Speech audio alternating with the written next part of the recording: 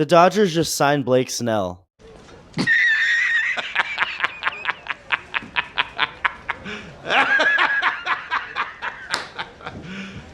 You serious?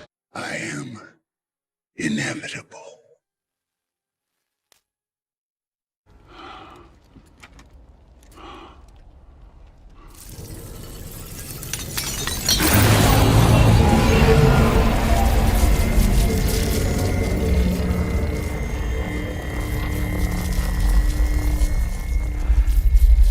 And I am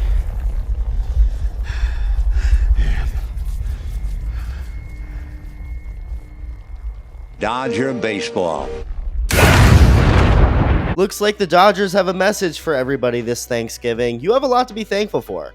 Well, if you're a Dodgers fan. If not, go yourself. Damn, harsh message from them, but hey, gotta respect how committed to winning they are.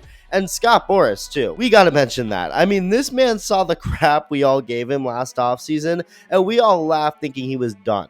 Thinking his run of being a dominant agent, getting his clients the biggest contracts was over. Although little did we all know, bro was in his LeBron era. Now add Blake Snell to an already elite starting rotation for the Dodgers. The contract is for $182 million over the course of 5 years, with a $52 million signing bonus, and some of the money will be deferred. The Dodgers are at it again, folks. Now, $182 million over 5 years.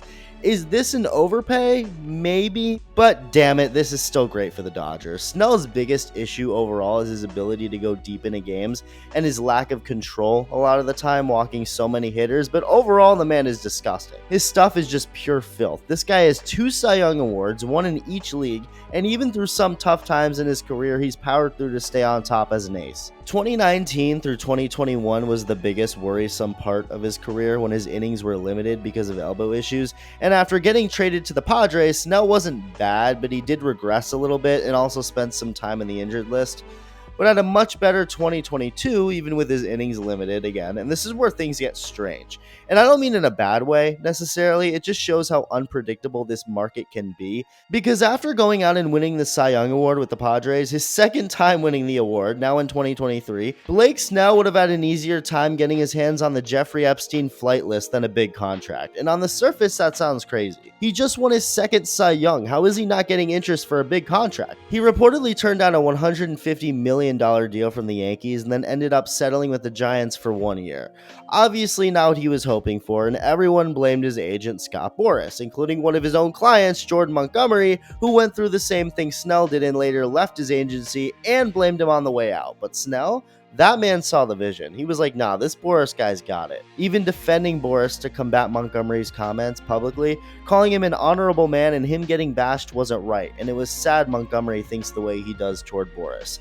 And, well, it looks like Snell was right. Things didn't look great to begin his time at the Giants, though. Because he signed on so late into spring training, he had to delay his start to the season, came back and immediately was awful, giving up 15 runs in 3 April starts, and had an ERA over 11 after only 5 starts through April and May, and making only 1 start in June. All of this because of injuries. So through the first half of the season, Snell's made just 6 starts and has been really, really bad.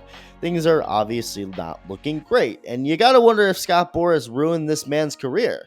Nope, again, he saw the vision, and that vision was making 14 starts in the final 3 months and pitching to a 1.23 ERA to end the year, striking out 15 hitters in a game against the Rockies, and then somehow one-upping that and throwing a no-hitter in his next start, all in the middle of this amazing run to end the year. Yeah, Snell said suck on that and entered the free agent market yet again as a top arm. But here's where I go back to what I said about the market being weird. Not many teams were willing to give Snell a big contract, even though he was just coming off a Cy Young award, and it was pretty obvious as to why, though. Yeah, he's great, but the walk issues and lack of ability in going deep into games wasn't a good long-term thing to commit to for really any team.